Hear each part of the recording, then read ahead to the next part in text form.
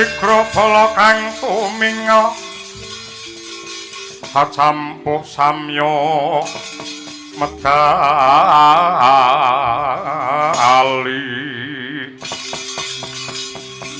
lir kadit wileting godo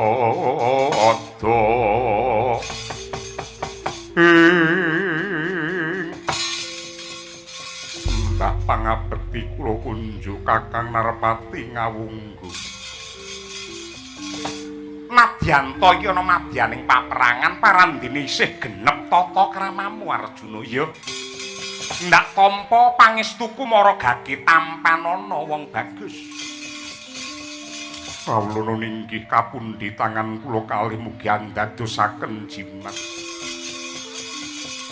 mara gage kiblat papat para kawula lan prajurit padha kepengin nekseni kaprawirane Arjuna kelawan Basukarna. Mula ndak jaluk kanthi banget aja mringkus rasamu. Kula namung angraos kadiparan manah lan penggalipun Kanjeng Ibu menawi ngertos putra-putranipun sami Bandayuda.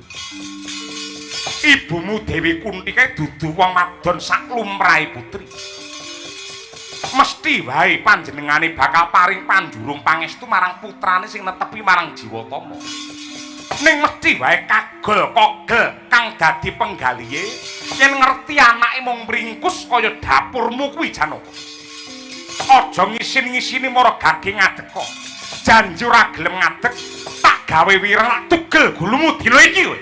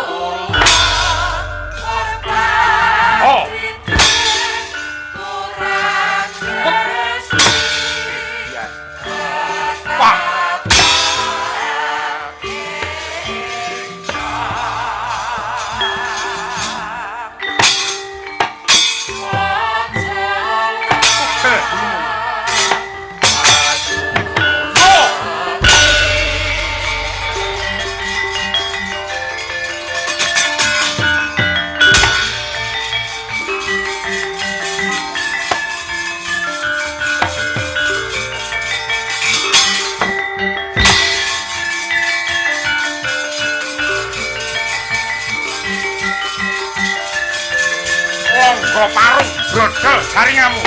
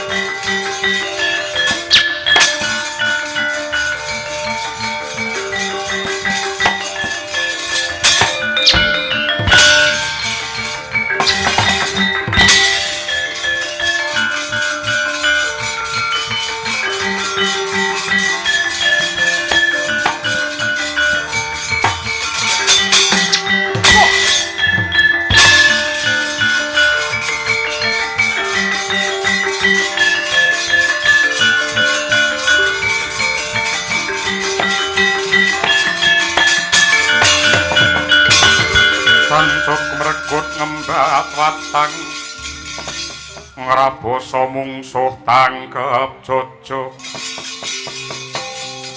kantaran bau saya hati wah tublas ora kena sinangga miring panengahing Pandhawa Adiku Arjuna nanging nadyanto aku kuwalan parandene aku marem ngerti trajangmu kaya ngono kuwi tegese Karna Ripalungguhan iki entuk mungsuh sing timbang bobote ning aja gembelo sirahmu Yai Arjuna kepeksana madyaning pabaratan Bratayuda iki aku mentala mbudhake nyawamu iki mbiyen siswane Sang Rama Bargawa sakwise tutuk anggenku ngangsu kawruhmu dingelmu pinaringan jemparing tawa panah pepethingan Kyai Bramastra aja kok mung dapurmu jagat iki bisa kiamat merga ampuhe Kyai Bromastra.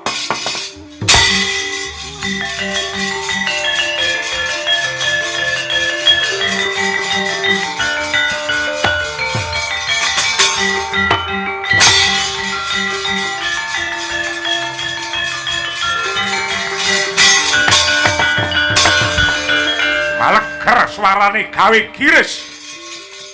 Pusaka pepethingan nenggih Kyai Bromastra wis mapan aning kendhenge. Mangkono den pentang dening Sang Basukarna gemrit suarane kaya putung-putunga gendhewane. Setaning Driya arsa anglunasi dumateng Sang Arjuna ucap gaiping Gusti ingkang makarti. Kagiat Sang Basukarna dupi Kyai Bromastra ilang saka Pandulu.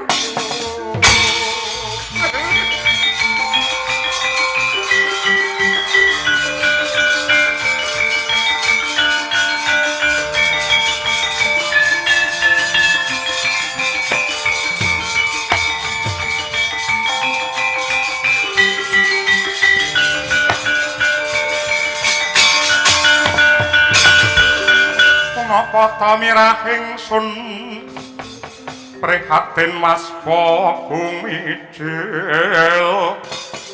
tuhu tahatan po karya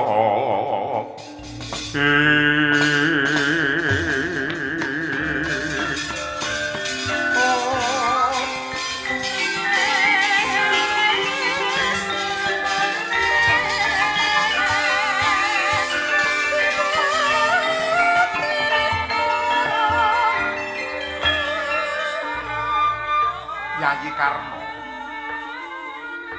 Purhanana ya kadegayan ngilmu apa wae lamun to pakartine ora linambaran budi rahayu yektine kasekten mau bakal uwal saka regemamu. Lan ingkang dumadi iki ora kok merga paukuman saka dewa apa dene paukuman saka gurumu Sang Rama Bargawa. Nanging yektine iki kabeh hukum alam Karna.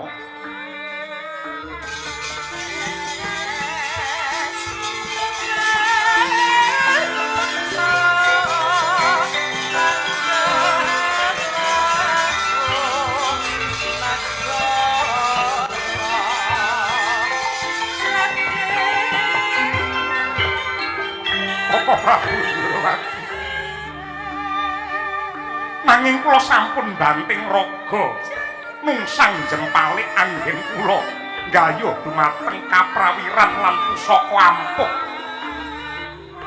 Nanging king menapa ngelmu kala pawical saking tangan kula Bapak Prabu. Karna apa kira-kira kowe ngerti guna paedahe ngelmu sing mbok regem? Apa kawruh mau nduk gunakake kanggo srana hayune jagat lan kamulyaning bebrayan agung? Apa siadi gayuh ngelmu mau mung kok nggo srana nuruti karepmu ngungalke dadamu supaya wong sak jagat ngalembono marang kaprawiranmu? Karna nadyan kawruhe dhuwur ngelmune pirang-pirang yektine dudu ukuran tumrap asor luhure jiwane menungsa. Sajroning menungsa anggayuh kawruh ingkang wigati menungsa mau kudu ngerti marang sari patine ngelmu. kosok dalile yen menungsa gegulang ilmu mung kanggo mikolehake diri pribadi tan murunga uripe mung kanggo ngasorake wong liya ngongaske kaprawiran supaya wong sak jagat nganggep marang kowe wong sing unggul dhewe mongko menungsa sing kaya ngono kuwi yektine malah asor derajate. Koko Prabu menapa lepat menawi kula anggadhahi panggayuh ingkang kados mekaten buktinipun tanpa kaprawiran tanpa kaprigelan tiyang sak jagat namung memoyok dumateng Karna amargi kula namung Sudra Sampali anak kusir. Mongko kula menika titahing Gusti ingkang darbe hak nggayuh ngelmu sarta mujudaken pangimpen supados Karna menika dados satriya prawira. Bener Yayi, bener. Ya mung emane tumanjane ngelmu sing nduk regem mau sing ora trep. Tangeh para menungsa memoyok sarta ngina kelawan siadi lamun to ngelmu lan kepinteran sing nduk gawa mau nduk gunakake kanggo srana mulyane para menungsa. Nanging yogine kawruh lan kadigdayanmu mau malah kok nggo munjung karo Duryudana ingkang tetela uripe ora nate weruh lan panuh karo kautaman. Yen kaya mengkono kuwi tegese ngelmu sing ndok regem mau mung kanggo kesete Duryudana anggene ngubal-ubal karo dosa. Koko Prabu nanging nyatanipun namung Yayi Duryudana ingkang ngangkat derajat kamulyan kula. Basukarna dados Ratu Nyakrawati Mbaldenda menika inggih awit saking kebecikanipun Yayi Duryudana. Mila saking menika inggih kanthi cara kula jumeneng Senopati Kurawa menika kangge males bebuden tumrap kesaenanipun Yayi Duryudana dumateng Karna. Gusti, kebecikan sing endi sing ditindakake dening Duryudana? Kebecikan sing endi sing ditindakake dening Duryudana? Apa Duryudana nate ngangkat kamulyane para kawula lan kabeh anak kusir sak negara Ngastina? Apa siadinya nate nyurasa lamun to Duryudana jejontrot kamulyan lan kesugihan marang Karna kuwi saka brana lan dhuwit anggone jiret marang rasane kawula sing kok pangan sing kok anggep Duryudana mulyake karo kowe kuwi yektine saka anggene ngeruk bondo negara bandane para kawula sing tegese kamulyan lan kesugihan sing nduk rasakake ki mau merga saka anggonmu ancik-ancik marang kasangsaran lan pandrite wong cilik kejaba saka kuwi maragake ora ari enal remu. Apa to sebabe kok Duryudana ngangkat derajat kamulyanmu? Merga Duryudana weruh marang kaprawiranmu ingkang timbang bobote kelawan Janaka. Tegese uripe Basukarna mung kanggo gaman anggone Duryudana ngumbar murka. Banjur ana ngendi kebecikane Duryudana marang Siadi? Malah kepara Yayi. Wiwit Siadi kumpul karo Duryudana urip lan ngelmumu wis ora ana pedhae apa-apa. Lelakonmu kudu pupus lan pepes dina iki adimu Janaka sing bakal dadi lantaran budhake nyawamu.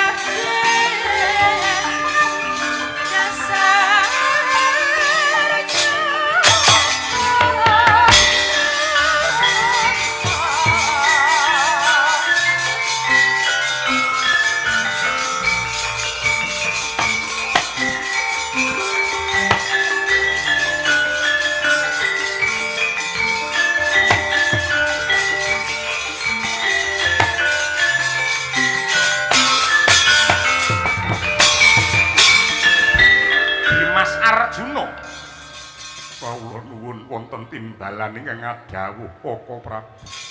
Sawangen nggih, kakangmu ngawangga wis brangkangen nangis gugu. Iki wektu sing prayoga kanggo nyampurnake kakangmu Basukarna.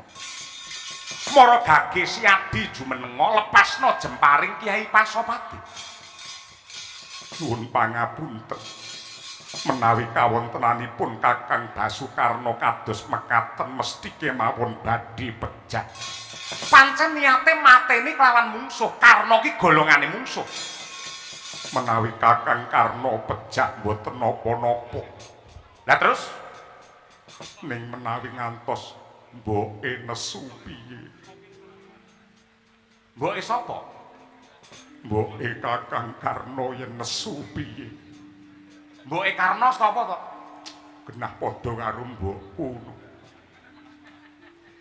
Bibi Kunti to? Iya. Dadi kowe abot karo tangis ibu, ngebotke keluarga timbang nasibe wong sak jagat. Apa kaya ngono kuwi jiwa Senopati? Uripmu mung kok nggo mulyake keluarga, ora gagas wong liya sing delak-delak uripe. Ya ngono apa piye? Kula mboten mentala. Ora mentala piye?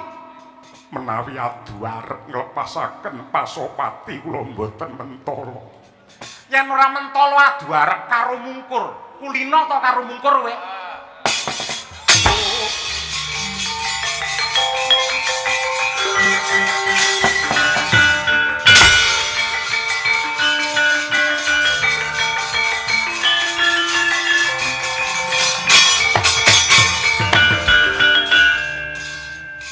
Seneng atimu Kresna. Kowe seneng atimu. Marem rasamu iso ngedu anake wong.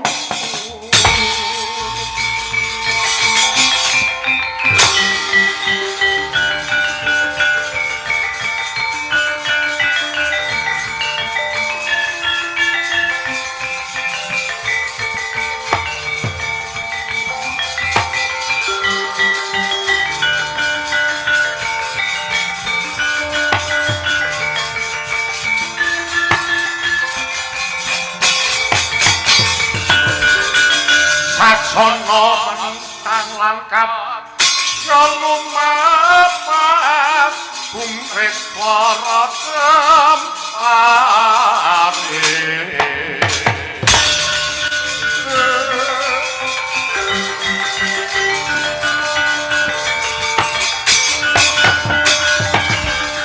kowe mentolo karo kakakku.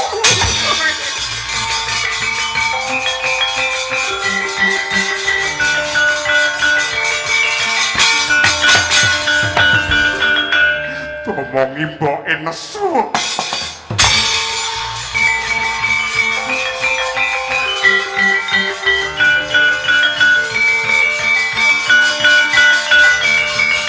Karna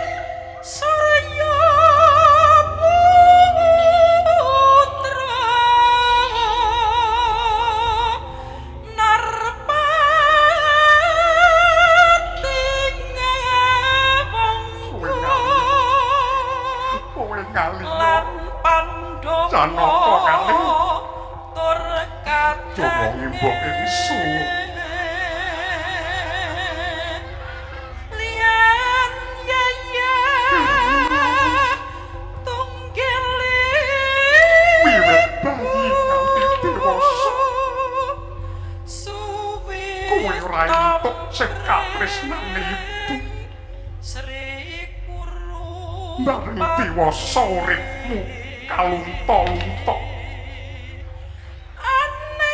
mung kari mati wae pamdene sing mateni dudu wong liya malah adimu dhewe karena kowe jiwa prawira tenan le tak turuti panjalukmu kowe pengen mati di pangku mara tuamu tak pangku tenan le ojo sapa-sapa ingat ojo sapa-sapa senopati anakku tak ruktine dhewe anakku tak ruktine dhewe anakku tak kubure dhewe